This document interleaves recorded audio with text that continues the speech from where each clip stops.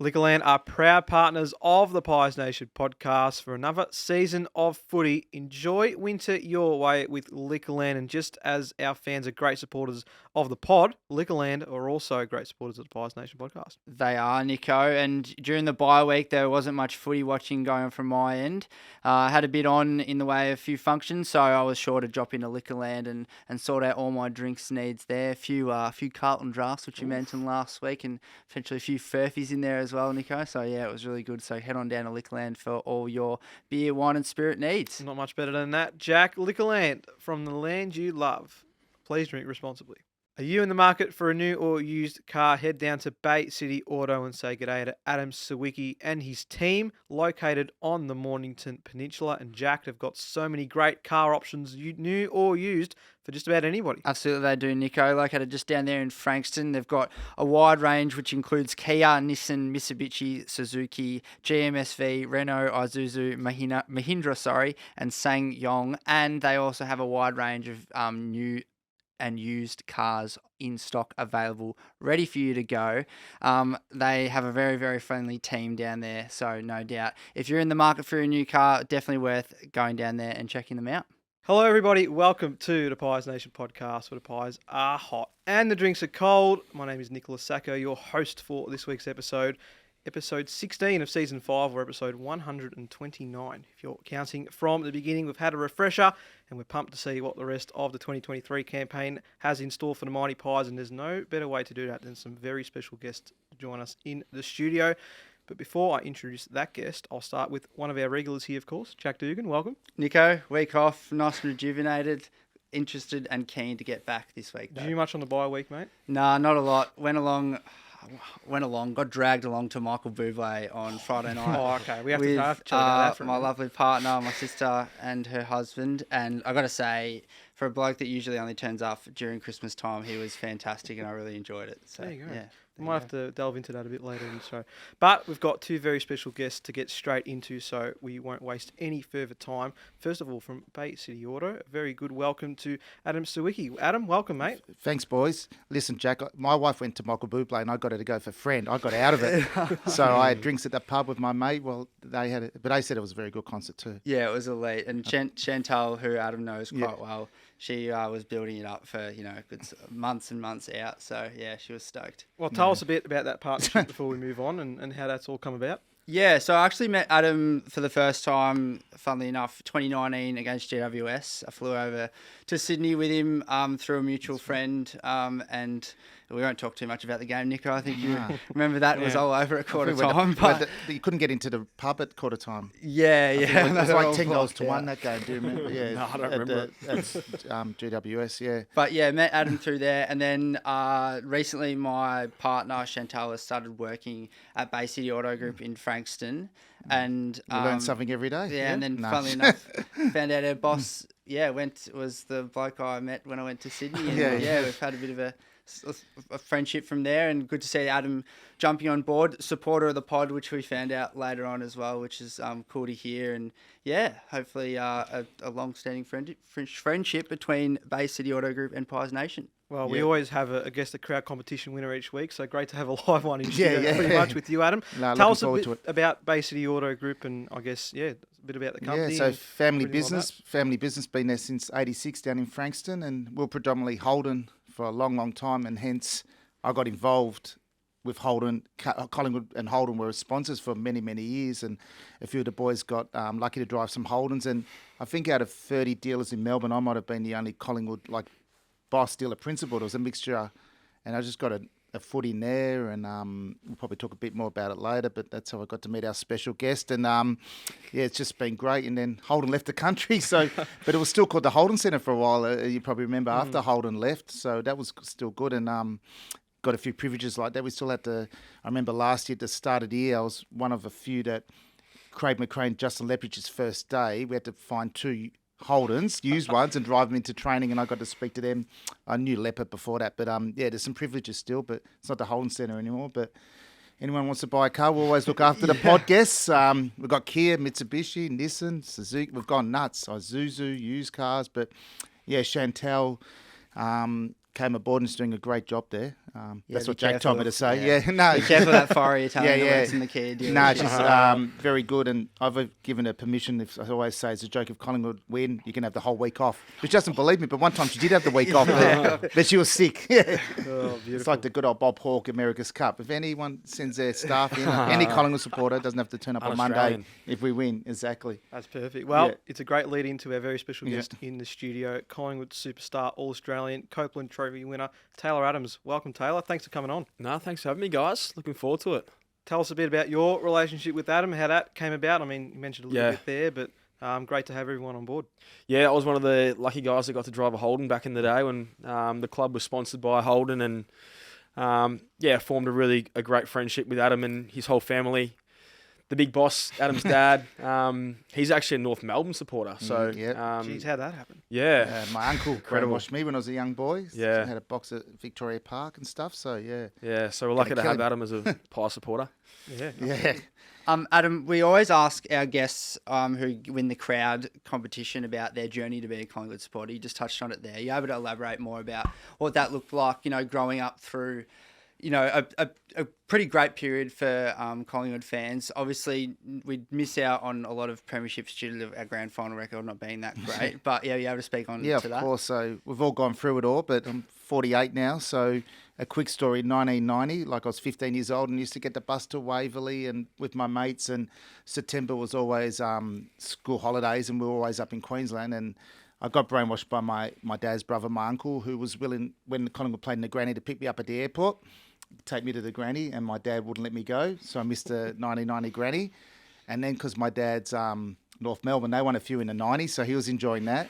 And then in 02, I've still never watched it, the loss to Brisbane, I got home and had a few drinks, and I'll never forget my dad opened the door and goes, I should have let you go on in 1990. So it was sort of a subtle dig, but really wasn't. But and then it's funny, like 210, the granny, no one thought the draw would happen, and it was actually my dad's surprise 60th birthday up at Lindeman Island the next day, and trying to get flights back, and it's a long story, but his birthday was the Monday, and we're coming back on the Saturday, and you couldn't, Lindeman Island's not there anymore, I don't think, but it was you had to get a ferry from there to Hamilton Island, then a flight back. Long story cut short, we had a flight at 11 o'clock on the Saturday.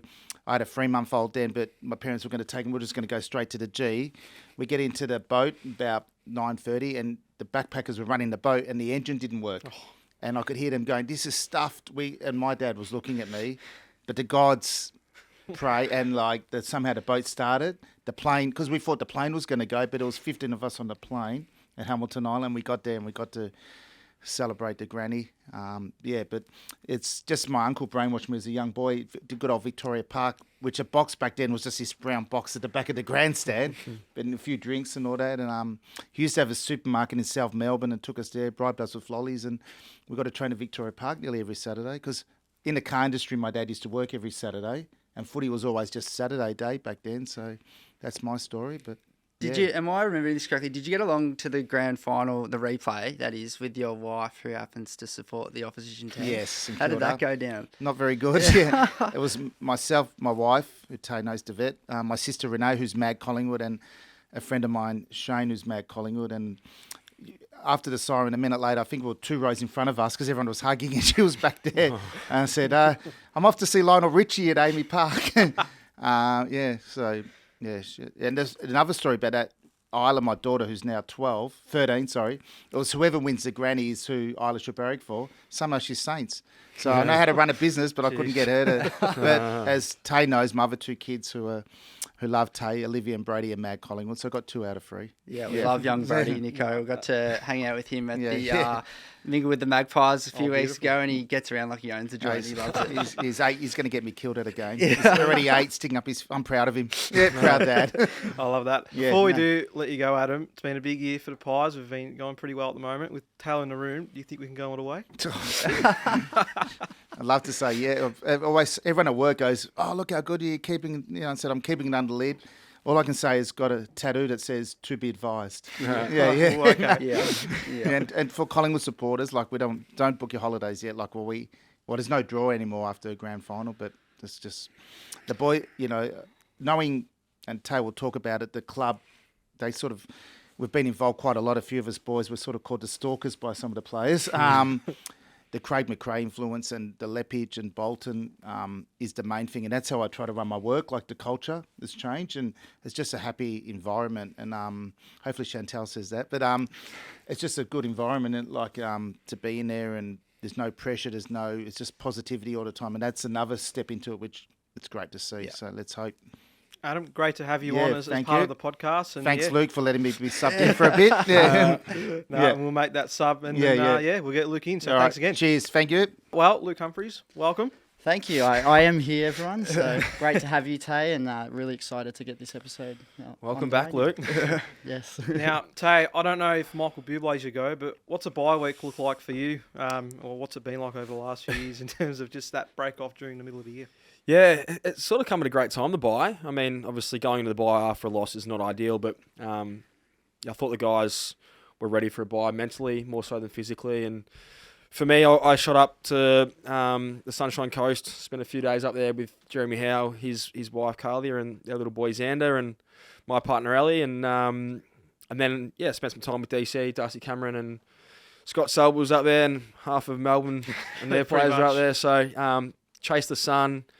Chilled out, a couple of really light sessions, but rejuvenated as you guys were talking about. It's a good chance to take stock and get back and ready for the next 10 games and then finals. Yeah, absolutely. And if it's not Europe, it's Queensland at the moment. Everyone seems yeah, to be getting down there. May the sun. Yeah, and I was just saying offline that getting off the plane last night was a bit of a shock. You forget how cold Melbourne is, but it's sad. Yeah, no, everyone seemed we're back at the club today, pretty rejuvenated, and a few guys went up north. A few guys went over to Bali. It's just nice to get away from Melbourne and get out of the footy bubble. First half of the season, Tay, it's been incredible for a fan to witness how well the Pies have been going at the moment. I'm sure it's been awesome for you to experience as a player. Did you have some time over the last week to reflect on what those, I guess, last couple of months have been able to look like and how you can build on that heading into the second half of the year? Not a whole lot, to be honest. I mean, as a player, you don't get caught up in the win-loss ratio. Everyone's talking about who's going to be able to stop the Pies. Well, we saw Melbourne do it. Yeah. So we knew that we weren't unbeatable. There was going to be a game that we lost, and there's going to be games we lose from now to the end of the season. That's just the reality of it. There's a lot of good teams out there. It's a really tight competition. The game's getting harder. It's more demanding on the physical and mental aspects of players. So it's a real challenge to be on top of your game every week. So we sort of we're at the footy club really process driven. I've heard a couple of times you don't, as a footballer, you don't want to be too high or too low because you spend a lot of time going up and down and it becomes really hard to maintain any focus. But we know we're going well. We know that there's some areas of our game that we need to improve on, and I guess that's the exciting thing as a player. We're not playing super footy, but we're 11-2 or 10-2 or whatever we are. So we've done well so far. We take stock, as I said, and get set for a big second half of the year. Yeah, awesome. Around that process you just spoke about, and Adam spoke about it just before as well, Fly McRae clearly been a massive driver over the past 2 years. How big is having someone like Fly McRae in the club for tough times like a loss before the bye for everyone in terms of the mindset and what that looks like, carrying on to the next weeks? So how does that how good is he at, driving the standard of, keeping, he always speaks about the winner's mentality, whether you win, lose or draw? Yeah. Yeah, no, he's been awesome. He's super positive. He focuses, and his whole coaching staff are built the same. We focus on what we've done well, highlight areas of improvement, but generally the way we learn is by showing a positive of when we've done it well. The good thing about this group is we've spent enough time together now that we understand what good Collingwood football feels like and looks like, and we've seen enough evidence of it now that when you go away from it, it's really obvious. Yeah. So, he sort of basically just said, enjoy your break, spend some time away with family and friends, take your mind off the game, rejuvenate, and get ready to come back to get better on Monday, which we did today. We had a great training session, and everyone sort of bounced into the club really rejuvenated and ready to go.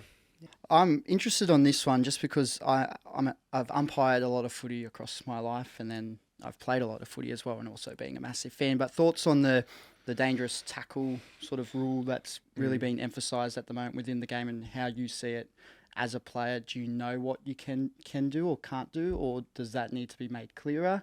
Where do you see that at the moment? No, I personally think it's really clear. Mm. We're still in this transition phase of accepting the change, but the AFL have made a decision that the head is sacked or sink, so don't put an opposition player's head at risk. Mm. And what they're trying to do is good for the game. Mm. Like, we don't want players leaving football having to live another 40, 50, 60 years and dealing with the symptoms that concussion can bring on later in life. So I think the idea of it's really good. I think the issue has been for the public and for players is the change was so sudden. Mm. And it was a really big change, significant change to the way that we play our game. Mm. I think players know what to do now. Mm. It's just changing habits that have been ingrained in us for 15 years. That's the hardest thing. That's the hardest thing, I think. Yeah, what he's being suspended for now is how you were kind of taught to tackle. You were taught Pin to the tackle arms, to take them dispossess. to ground. Yeah. And it's just that the game is so quick and moments happen so quickly that Yep. I'm feeling for a lot of the players at the moment that are kind of feel like they aren't sure what they can and can't do. So Yep. I just wanted to see on your perspective on that. But I agree with everything that you're saying there with the AFL. I think are trying to do the right thing, Yep. want to protect their head, but it's just, that sudden change. Yeah, I think the change is the right thing. There hasn't been enough time for players to adjust yet. Yeah. Particularly, like, we didn't even have a pre-season this only happened at the start of the year. Yeah. So there wasn't even you don't do a heap of tackling training in the middle of the season. Yeah. Obviously, it's for the obvious reason that you don't want to injure each other, and like the technique stuff it's going to take some time for players and coaches to learn how to actually coach that, Yeah. and then implement that on the field. Because you got suspended earlier this year for a dangerous tackle. You missed Anzac, though, I believe. Yep. So have you felt like you've already had to try mentally to change the way you tackle? Yep. I mean, it might not be coming off as much yet, but do you feel like you're already under a little bit of pressure to try and change the way you've been going about that at the moment? Yeah, I'd certainly have. Yeah, and we spoke about it as a club after I got suspended. That obviously something needs to change. We can't have players missing games through a tackle. So, we spoke about it. We have tried to train it as much as we can. I think, I really think it's obvious now. Like, if there's no need to take a play to ground, then keep your feet and try to lock the ball in. And we talk about trying to get 2 or 3 guys in to support the tackle now, so that the guy doesn't have to take him to ground to dispossess them. Because the reason you take a play to ground is because most players nowadays are strong enough to get their hands up and stand up in a tackle and then feed the ball out. So it's to try to stop that play. But yeah, still a work in progress. I think so. It's going to take some time. Yeah, I think so. But hopefully it becomes a lot clearer as the season goes on. I think, and this was one I found really interesting coming into the start of the year, you obviously missed our preliminary final through injury. And I mean, you spoke to some media outlets about the perspective you had on your career coming into this year's campaign and what that sort of looked like. But can you give us a bit more insight into, I guess, what that perspective is? And at the halfway point of the year, do you feel like that's changed at the moment as you get towards, I guess, the start of the back end towards your career? Yeah, it was probably Christmas time where I really had to do some deep reflection because my groin was still really sore. I was unable to train pain free. Excuse me. I wasn't part of the group in terms of the training. I was doing running by myself. I wasn't able to kick really. Like, I was really struggling with my kicking. It was super sore. Got to about the 10-day mark post the Christmas break, and everything's just changed. And the physio that I've been working with at the footy club had assured me that what we're doing was right. It was really hard for me to trust him and believe that, when you're going through pain like that, it was like chronic. It was every day getting out of bed. I'd test it and I'd be like, oh, it's sore today. Why is it sore today? Some days it felt good. So I got to that point and I thought to myself, you know what, I might not ever play AFL footy again. Like, my body might not be able to cope with the rigors of what I'm asking my body to do. So I was sort of like, yeah, I'm going to do everything I possibly can to get myself right for round 1. And as I said, 10 days post that break, everything just clicked for me. And my body just, I went into our first practice game against Carlton, or our intra-club, and I was pain-free. Practice game against Carlton, I was pain-free. Pulled up really well both times. Hawthorn pain-free. And I was like, gee, like, he was right. our physio Simon Ading, he was right. I'm feeling really, really good. My perspective was like just to make the most of any opportunity they got, because you just never know how long it's going to last. I'm 29, turning 30 this year. I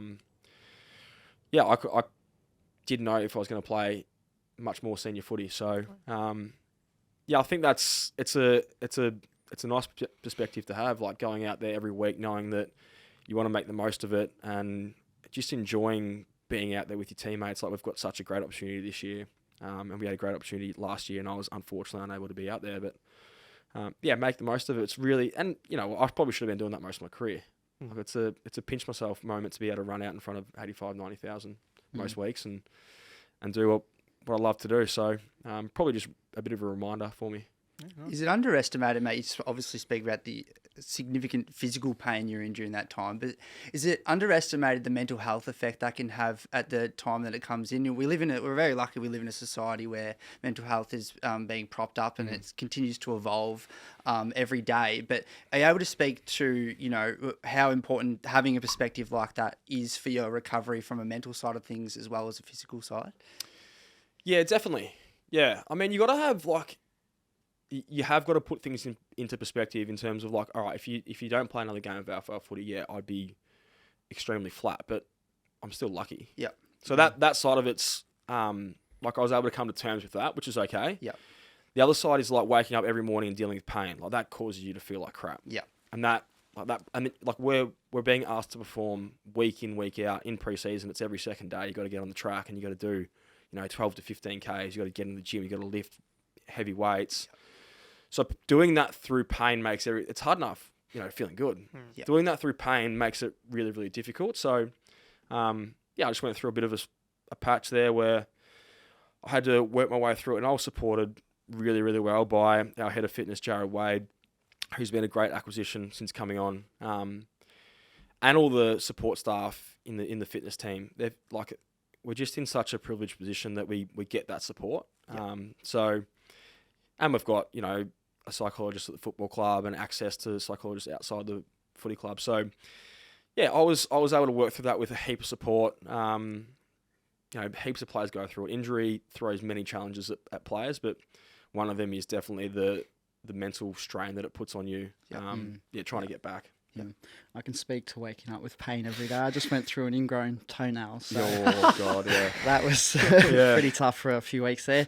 I was going to ask, with the new recruits coming through this year, and as well as Darcy Moore as skipper, how has, along with obviously Fly last year, but how has the change been with all those guys coming through this year, and even potentially your role being changed, particularly with Tom Mitchell coming in? Yeah, well, we went through obviously massive change off the back of Bucks and Fly handing over the coaching, and obviously changed our game style. We changed the way that we train. We changed the way we prepared. There was just enormous change, and I think change takes buy-in for it to work. And I think as players, particularly senior players, we just said to Fly, mate, and his coaching staff, do what you think you need to do, because we're ready for change. And we're craving it. And what he was able to gain the trust of the players really quickly. And then we just bought into that. And, it's worked out for us. Sometimes change doesn't work, but generally change gets pushed back. I don't think that he would have felt like there was much pushback from any of the senior players, established players at the footy club, which helped us probably enact that change quicker. As for the new guys that come in, like they just bought into exactly that. I think they realised the way that we wanted to train, the way that we wanted to play, and they bought into that. And all four of those guys that we're speaking of, Bobby Hill, Tommy Mitchell, Dan McStay, and Billy Frampton, all have come in, and they walked in, and you thought, yep, these guys are going to be able to play really early on. So that was great. I mean, we've added depth to our list. Tommy in particular has been a great acquisition for us in the midfield. Seeing myself play a little bit more forward, which has been, I really enjoyed it. It's been a completely different role for myself, but I think it suits the team. Obviously, having depth is really important because we're going to have injuries, as we've seen in the last month or so. So, yeah, my role's definitely changed, but I've enjoyed my footy this year. Absolutely loved it. Just back on Fly for just a moment. We've seen the personal impact he's had on so many players at the club. We spoke to Coxie here last month, and of course he's had, the relationship he's had with Fly for many years, not just as a coach, has been incredible to listen to. A two-parter here. What about you personally, and I guess not just Craig McRae, but to an extent Justin Leppich, Brendan Bolton, the new coaching staff coming in? What impact have they had on you as a footballer and as a person?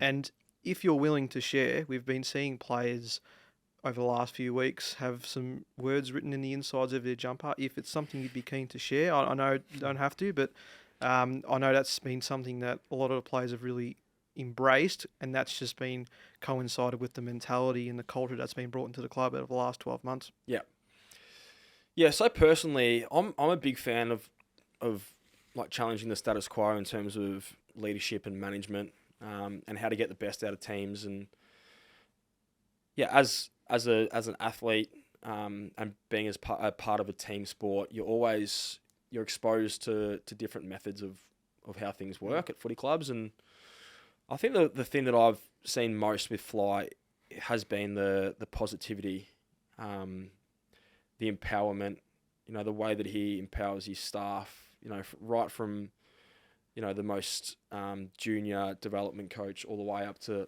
Lepper or Bolts.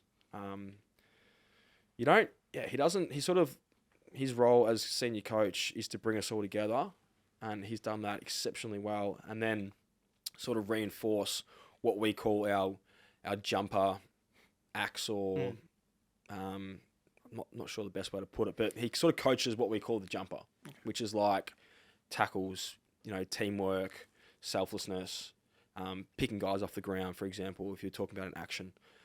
And then the coaches do the X's and O's. So he's got this beautiful way of combining everyone's strengths together to produce something that's, far more balanced for the group. And what he's done with our playing group, I think one of the big changes that we've had is like players just sort of come in now and they don't fear what the coach has to say, because he's preached imperfection. Like he always talks about missing kicks, missing handballs, dropping marks, making mistakes, but he always just says, move on from it. Don't worry about it. You're not being judged on that. You're being judged on the jumper stuff. Like if you ran past a teammate that was on the ground and you didn't pick him up, he'd say something. But he wouldn't say anything if you do, like Braden Maynard did, first kick in after half-time at Anzac Day. Kicked it straight at the opposition, they kicked the goal. Like he wouldn't say anything to Braden about that. And you can see in the way Braden reacted, he just laughed. Yeah. And so, yeah, I think the beautiful thing that I've learnt from Fly personally is that to coach without putting your players in fear gives them complete autonomy and empowers them to go out there and be their best. Are there any young guys coming through, mate? We see, I'm sure we'll speak to him as well, Nick Dacos.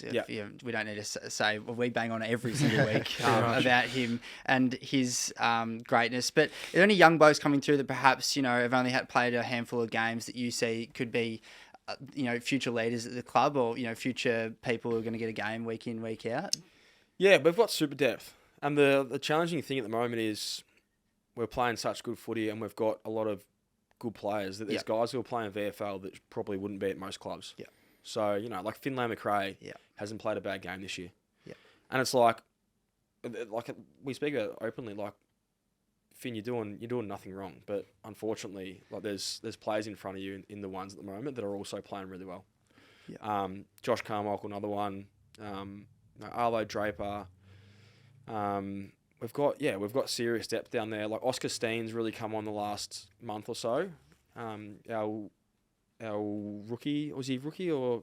Yeah, rookie. Right at the last. Yeah, right at the last second. Along with Oleg Markov, who's been he's been worthwhile awesome. inclusion this year. So yeah, that's good to hear as well. Yeah, absolutely. Yeah, so we've got great depth. The guys that are playing senior footy now, like Isaac Quainer, Johnny Noble, obviously Nick and Josh.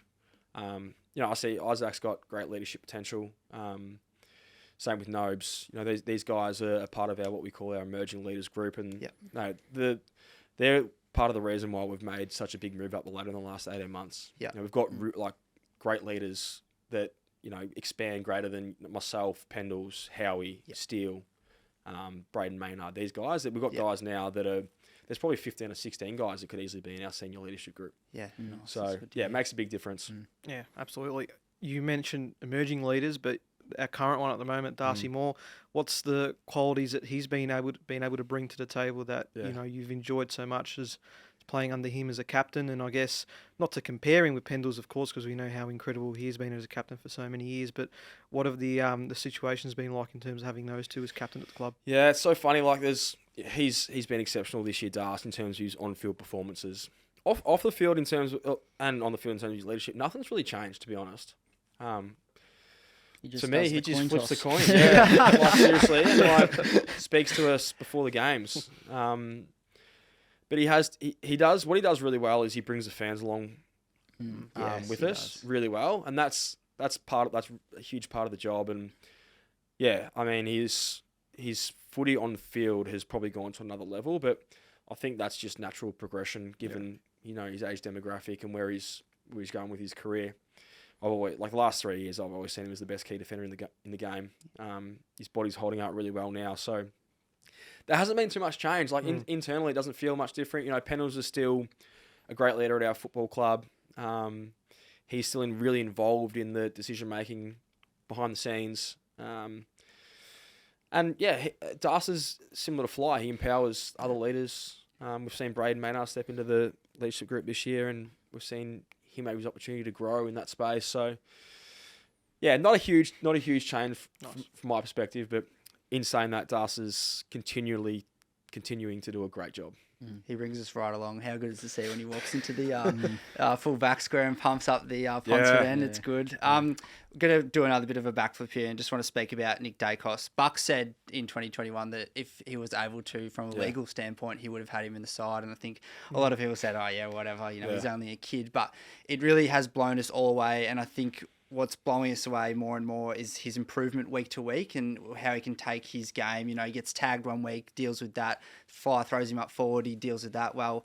As his teammate, how's that development been like, and what's the limit for Nick in his career? I don't think there is a limit, really.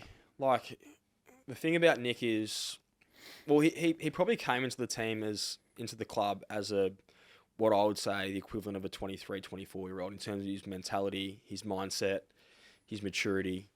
His body was an 18-year-old kid at the time. He's now like a 23, 24-year-old in terms of the way that he put on weight over the off-season. But yeah, it's the mental side of things. Like he gets what it takes to be a professional footballer. And that's probably part of the fact that his brother's played in the AFL for a number of years. He's come from being a part of like the AIS programs and Dacos Academy and that sort of thing. So he's probably been exposed to it more than the average 18-year-old would have been. Yeah. But yeah, that's the thing. Like he trains just as hard as anyone at the footy club. Yeah. And he's also got the talent to go with it. Yeah. So that'll take him so far, his talent, which would probably take him to, a couple of All-Australians. But the fact that he's got this killer instinct to get better and be the best, yeah, that'll take him to 8 All-Australians and probably 3 Brownlow. No pressure, Nick. I'll just note that down Yeah. just to make sure. Lukey, as soon as we had Tay announced as a guest, we had so many fans polling with questions, and we big fans of yours, of course. You got a few that you want to fire at Taylor, part of the episode? I'll start with Nadine, just as we were speaking on the fans before. She says, my son James, age 7, has loved attending games as a Pies Legends member and keeps asking Mum, do the players actually hear us cheering? Does it make a difference? Taylor, what's the best use of crowd energy you have used to push to push you on? Yeah, no, it's definitely a competitive advantage we get playing at the G when home game and there's 65 crazy Collingwood fans there. No, we definitely ride off it 100%. Yeah, it's just so surreal. Like, I mean, when you're in the moment, you're sort of like, you're so focused on what you're doing, but you know that you've got this force behind you. And then when you get on a run and the momentum's going our way, there's no doubt, like, subconsciously you're buying into it and you're riding that wave. So we're so lucky. Like, as players, we always talk about this. Like, I hope fans realise that we understand how lucky we are and that we go out to try to make their weekends and nights and evenings more enjoyable because we know just how much it means to the people that support us. Yeah. And they should know that how much it means to us having their support. Like this is top tier in the world, what we get. 90,000 at the G. Like, not many sports get that. And we do it like we're just young blokes running around chasing a Sharon. You know, we're not getting paid squillions of dollars. Like to us, it doesn't feel too much different to playing park footy. You just got this awesome, you know, you got like, we're not so different to the average punter out there. You just got, you know, 80,000 people cheering, and then that Collingwood chant goes, it's the most surreal Nothing thing. better. Yeah. But I think that's been good, especially with Fly coming in and the culture at the club at the moment, that they've really made it known to the fans that it is appreciated, and stick around after the game, get photos, high fives, and that's something that the fans have really seen in the past 12 to 18 months. I do want to say the give me your boot signs are a bit much. Like I'm not Cristiano Ronaldo getting 300 pairs of boots a year. Every week there seems to be one or two people that just come along. It's funny, like I would never give away a pair of boots because I just like I have to wear my boots in. It takes me 3 or 4 months to make sure that I like a pair of boots. So I'm holding on to those things. So you're saying if they're going to bring along a sign, bring on, you know, a couple $100 or something with Yeah, them just to start fitting them. Don't bring my name on a sign. No, trust me, fans will get creative. They'll be asking for everything and anything instead of boots, mate. Don't worry. Go on, Lukey. What else we got? Liam Glover would love to be stepped through what it looks like after a W at the MCG, from the moment they walk back to the AIA Centre until their head hits the pillow. Recovery, bants, nutrition, etc. Good question. We talk about this often as players. The best time is like the 15, 20 minutes post the win. Sing the song, do some meaty commitments, and then spend some time with your families, which is like it's seriously the best 15 minutes of your week. Like our families ride everything with us. Like you guys do, like up and down, but you know, there's probably that more of an emotional attachment to individual players rather than just the scoreboard. So yeah, that's really special, being able to celebrate those wins with your family and your guys with their kids and wives. And after that though, it seriously becomes the worst 24 hours of the week, because you go from this massive high to, all right, I've got to get myself some food, I've got to get hydrated, I've got to start focusing on my sleep, I've got to get back to an ice bath. And you're exhausted. Like you're depleted. You've got nothing left. Most guys don't sleep after games. You're probably battling a headache. The next day you wake up feeling hungover without having the fun. So we talk about it often. Like, I wonder if fans realise how bad you're hurting after a game. But it's all worth it. You know, that the next day is pretty low key. Most guys try to get moving a little bit, but food the things we focus on are hydration, nutrition, and sleep, and making sure that we enjoy the win. Like making sure we talk about deep wins, shallow losses. So making sure we enjoy those wins. What's the go-to food after game? Well, we actually had KFC, and I've seen you, Jack. We had KFC last week. The boys been asking our dietitian for. Yeah. And our dietitian Joe's been like, no way. So, because we're going to the buy, she gave us KFC. Lovely. Nice. But, That's awesome. Lukey? And I'll finish with Ben Tate. How fresh are the boys feeling? A lot of illness sweeping through the club lately. Has everyone got a clean bill of health? And how does this year feel compared to last year in 2018? No, everyone seems pretty good. I mean, there's a little bit of illness going around, but nothing. That's that story, that standard. just It's headlines, bait. Yeah, it's weird. When we start hearing about that, it's like not everyone's sick. It's just like, you know, it's like normal. Yeah. Does it feel? It feels different. I mean, every year feels really different. As I said at the start of the show, like, as a player, you don't get too caught up in, you don't look too far ahead. And I know it sounds cliche, but you actually don't. Like, the week-to-week stuff is the most important. I think as a senior player, you'll learn that your process is all you need to worry about. I haven't even started thinking about Adelaide this week. Like, we just ticked off a session today. We'll have tomorrow. We've got some footy clinics on, and then we train again Wednesday. Like, once you get through Wednesday, then you probably start thinking about Adelaide. So, it's a different feel because we've got a really different team, and the way we're playing is really different to even last year, but particularly 2018. Hopefully, you know, the boys can continue with our clean bill of health, because we haven't had that many injuries, which has been good, touch wood. And that goes a long way to making sure that your finals campaign is a success. So, everyone seems to be doing well. Yeah, no, that's good. You mentioned clickbait and media. I know you've done a bit of media in the past. You had your spot on RSN as well. Is it something you want to do post-career? Is it? Do you feel like you're going to head down that direction, or maybe somewhere else? Not at this stage. I don't think so. I look forward to getting out of the footy bubble when I finish.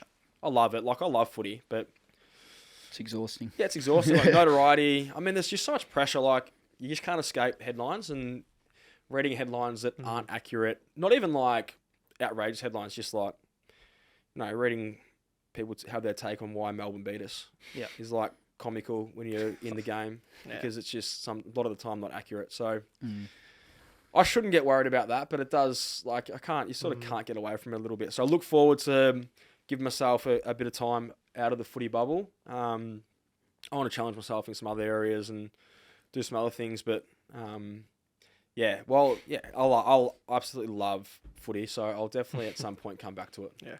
Or on outside of footy and getting out of the bubble, ventures, hobbies, what are we up to?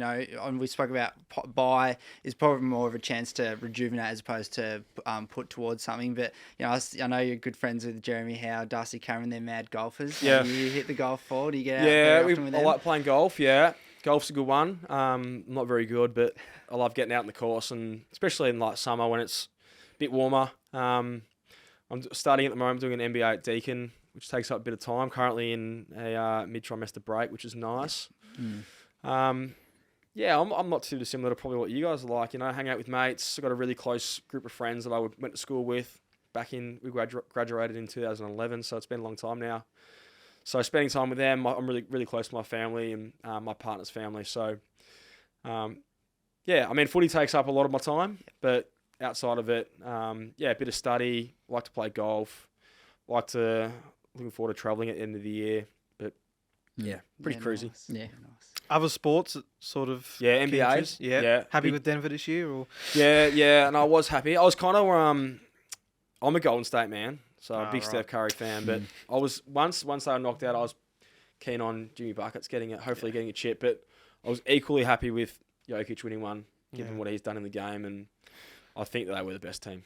I'm a Knicks fan, so Yeah. we just had our best season in years, but that's all right. It's probably as good as we'll get, so I'll take what we can. But Taylor, it's been a privilege to have you on the podcast, mate. We really appreciate you giving up some of your time, especially getting into what's going to be a pretty big second half of the year, but hopefully we'll be cheering on lots of wins with you throughout 2023 and even a nice little cup at the end. So thanks for coming on, Taylor, and all the best for the year. No pressure. Cheers, guys. Thanks, you very Tay. much. Easy. Cheers, mate. No worries. Thanks, guys. This quick break is brought to you by Liquorland. Enjoy winter your way today with Liquorland, like Furphy refreshing ale bottles available in singles, 6-packs, or slabs of 24. And sometimes, Luke, a nice Furphy can go down a treat. I don't mind a Furphy, as does Jack, who mentioned them previously with a few functions last week. But yeah, I don't mind a Furphy, so get around Liquorland and get yourself a pack of Furphies. Pop into your local Liquorland store today or shop online and click and collect in just 30 minutes. Liquorland, from the land you love. Please drink responsibly. Just before we wrap up, boys, how good was it to have Tay on the pod and just to speak about everything going on at the Pies at the moment? It was pretty impressive getting his thoughts and a great guy too. Yeah, and a huge thank you to Jack for Yes. setting that up. But yeah, awesome to have Tay on. It's pretty much not too long after having Coxie on, so it's really helping with the podcast. And you can continue to support the podcast and Yes. bring more special guests on by, buying some merch, getting more funds put into the podcast, because that's the way we can continue to elevate it for all the fans out there. We do the best we can at the moment, and we've seen with the video this year how it's taken it to another level, but having guests like Tay and Coxie on really helps, and that comes through the support of the fans. So we really appreciate all their support so far. Yeah, absolutely. It was such a good chat to have Tay on and Adam as well. So I think that I've got to pass on the thank you to Adam for being able to get Taylor on board, and hopefully off-air discussions. Hopefully there's a few more guests in the waiting, Nico, for us, which is huge.